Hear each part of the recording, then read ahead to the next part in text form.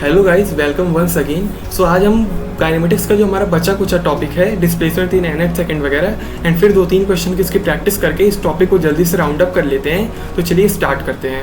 तो बिना time waste किए सबसे पहले हम समझ लेते हैं डिस्प्लेसमेंट इन nth सेकंड का मतलब क्या है। तो मान लेते हैं आपने 5 सेकंड का आपका टाइम इंटरवल है।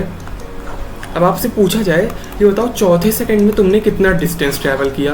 तो इसका मतलब तो यही हुआ कि आपने जितनी डिस्टेंस 3 सेकंड में ट्रैवल की एंड जितनी डिस्टेंस 4 सेकंड में ट्रैवल की, उन दोनों को माइनस कर दोगे तो आपको पता चल जाएगा आपने चौथे सेकंड में कितनी डिस्टेंस ट्रैवल की। इसका मतलब तो यही हुआ ना, कोई आपसे पूछे पाँचवें सेकंड में बताओ तुमने कितनी दूरी चली, तो इसका मतलब तो यही हुआ कि आपने 4 सेकंड में जितनी दूरी चली एंड फिर आपने 5 सेकंड में जितनी दूरी चली, दोनों को अगर आप माइनस कर दोगे तो आपके पास जो दूरी बचेगी वही तो होगी 4 से 5 के बीच की दूरी। तो मतलब वही तो हुआ आपका nth सेकंड की दूरी। तो मतलब इसका ये हुआ सिंपली कि इन सबको इरेज करते हैं and displacement in nth second का मतलब displacement in n+1 second minus displacement in n second. तो इसको सिंपली सॉल्व कर लेते हैं। सो यहाँ पे हम इसको सॉल्व करते हैं displacement in nth second. So n second में पहले डिस्प्लेसमेंट लिख लेते हैं और उसके बाद n-1 सेकंड में लिख लेते हैं एंड दोनों को अगर हम सब्सट्रैक्ट कर देंगे तो हमारी nth सेकंड की डिस्प्लेसमेंट आ जाएगी। तो अपना simply formula ut + ½ at square. So un + ½ at n square minus un-1 + ½ an-1 whole square. यही सिंपली आपका आंसर हो जाएगा। एंड इसको सॉल्व करने के बाद अब मैं इसको सिंप्लीफाई नहीं करने वाला हूँ। आपको जब रिजल्ट याद करना है, ये आपको याद करना है, इसको आप ज़रूर याद करके जाओ। हर चीज़ का आप डेरिवेशन नहीं करने वाले हो। आप एग्जाम में ये थोड़ी करने वाले हो कि यार ये मैं तो निकाल लूँगा। आप याद करो, तो इसका डेरिवेशन नहीं करना है, आपको उसको याद करना है। मुझे तो हमेशा याद रहता है। इसको सॉल्व करने पर हमारे पास ये वैल्यू आएगी 2n-1। यहाँ पे सबका मीनिंग सेम है। u का मतलब इनिशियल वेलोसिटी, a का मतलब एक्सेलरेशन, n का मतलब वही अपना nth सेकेंड एंड s का मतलब डिस्प्लेसमेंट इन nth सेकेंड। अब यहाँ पे एक फेमस क्वेश्चन लोग पूछते हैं कि अगर आपने यूनिट एंड डायमेंशन अब तक पढ़ ही लिया होगा तो लोग बोलेंगे कि यहाँ पे तो इसकी डायमेंशन गलत है।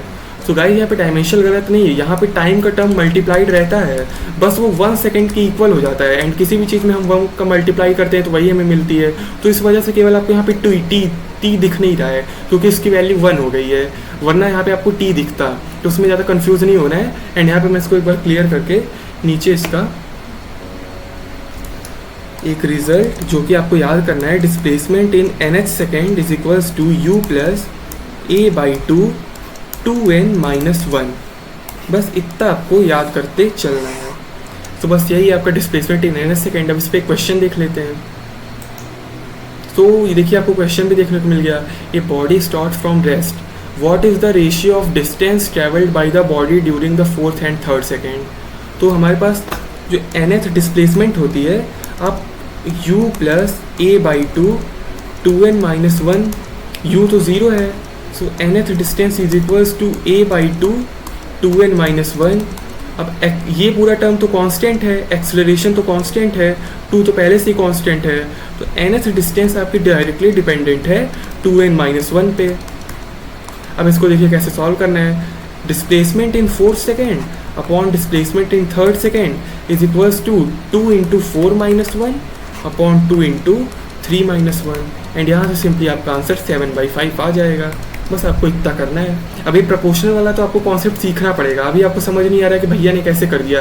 ये अभी से आप सीखो कि कैसे मैंने आपको बताया कि कौन कौन सी चीज़ इसमें कांस्टेंट है।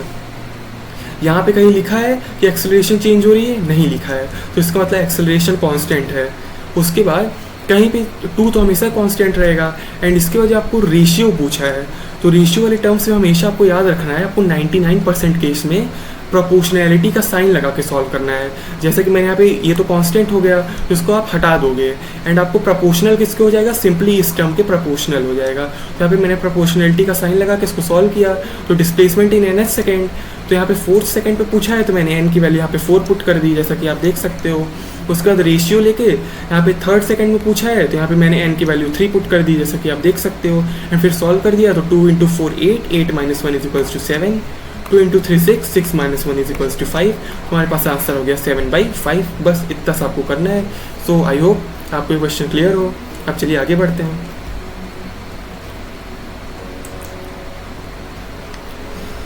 हाँ, सो क्या दिया है, वेट अ मिनट।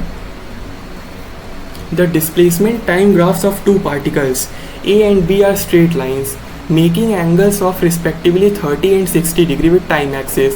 अगर A की velocity VA है and B की VB, तो VA अपॉन VB का रेशियो बताना है। तो कितना आसान क्वेश्चन है, बहुत ज़्यादा आसान क्वेश्चन है। आपको क्या करना है, कुछ नहीं करना है। सॉल्यूशन वेलोसिटी ऑफ A, अब आपको मैं बता रहा हूँ, स्ट्रेट लाइन है, एंगल बना रही है एक्स एक्सिस के साथ, जिसको हम टाइम एक्सिस यहाँ पे मानेंगे।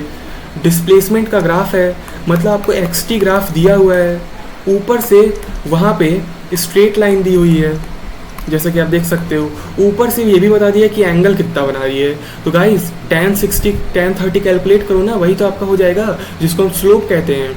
एंड एक्स टी ग्राफ की स्लोप की क्या होती है, एक्स टी ग्राफ की स्लोप ही तो हमारी वेलोसिटी होती है। अगर आपको याद हो, मैंने आपको ये पढ़ाया है ग्राफ के सेशन में, सब आपको रिवाइज करते हुए चलना है।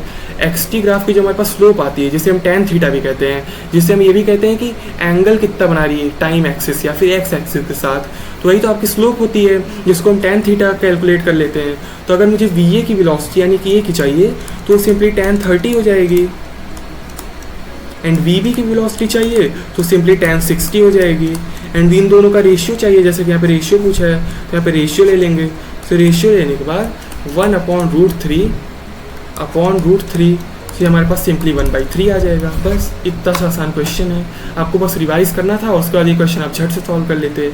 तो चलिए आप आगे बढ़ते हैं, आप देखते हैं आप कितने क्वेश्चन सॉल्व कर रहे हो। ये सब काफ़ी आसान क्वेश्चन अगर आपने रिवाइज किया हो, एंड ये सब काफ़ी अच्छे लेवल के क्वेश्चन अगर आप जेईई मेन के अभी अगर आप देखो, क्योंकि उसका लेवल काफ़ी गिर गया। अगर आप इन सब क्वेश्चन को सॉल्व कर ले तो आप जेईई मेन फोड़ के आओगे।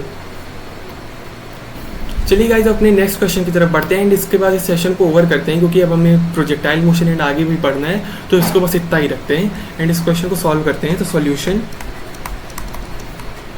ये body is release from a great height. तो मान लेते हैं यहाँ से कहीं ग्राउंड से यहाँ कहीं एक बॉडी रिलीज की गई है and falls freely towards the earth. तो यहाँ पे यू रिलीज की गई है तो यू तो 0 होगा, एंड अर्थ की तरफ जा रही है तो एक्सेलरेशन g होगा। Another body is released from the same height exactly 1 second later। तो यहाँ पे कोई दूसरी बॉडी भी है जो कि यहाँ से रिलीज कर गई है, तो सेपरेशन बताना है दोनों बॉडीज़ के बीच में 2 seconds after the release of the second body. तो इसमें कुछ नहीं करना है। यहाँ से अगर ये 2 सेकंड बाद, मतलब अगर ये 2 सेकंड बाद यहाँ कहीं होगी तो तब तक तो ये 3 सेकंड चल चुकी होगी, क्योंकि इन दोनों के बीच में दिया हुआ है कि 1 सेकंड का टाइम इंटरवल का गैप है। तो मतलब यहाँ पे इसकी 3 सेकंड की डिस्टेंस को मतलब कैलकुलेट करना है। यहाँ पे 2 सेकंड में कितनी डिस्टेंस चलेगी उतने कैलकुलेट करना है, एंड दोनों को माइनस कर देना है, तो हमारे पास आंसर आ जाएगा।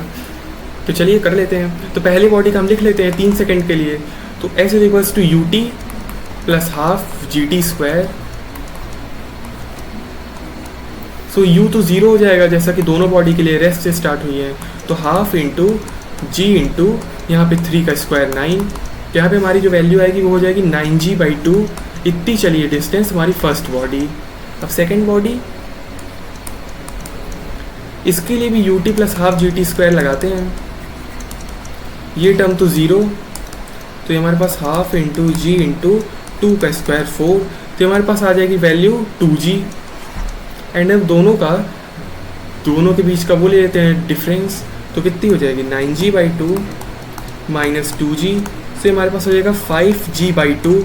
एंड g की वैल्यू देखने से पता चल रही है कि हमें 10 नहीं 9.8 लेनी है।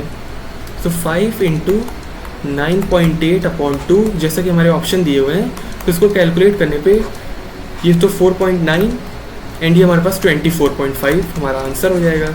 तो बस इतना आपको करना था एंड सिंपली ऐसे ही आपको सारे क्वेश्चन सॉल्व करने हैं। इसमें कोई काइनेमेटिक्स काफ़ी आसान टॉपिक है। अगर आपको लग रहा हो कितने फुद्दू क्वेश्चन हो तो इसका मतलब आपने प्रैक्टिस काफ़ी कर ली है। बहुत ज़्यादा आसान टॉपिक है ये। तो चलिए इसी के साथ सेशन को ओवर करते हैं। मुझे बस डिस्प्लेसमेंट इन NS सेकंड पढ़ाना था, ये 2-3 क्वेश्चन तो मैंने ऐसे प्रैक्टिस के लिए दे दिए थे। तो चलिए अब आगे से हम देखते हैं कि प्रोजेक्टाइल मोशन आगे हो सकता है फ्री फॉल के भी कुछ क्वेश्चन हो सकता है आपका एक प्रैक्टिस सेशन आए, लेकिन जहाँ तक उम्मीद है कि आपका प्रोजेक्टाइल मोशन स्टार्ट होने वाला है। तो stay tuned, subscribe to the channel and see you in the next class.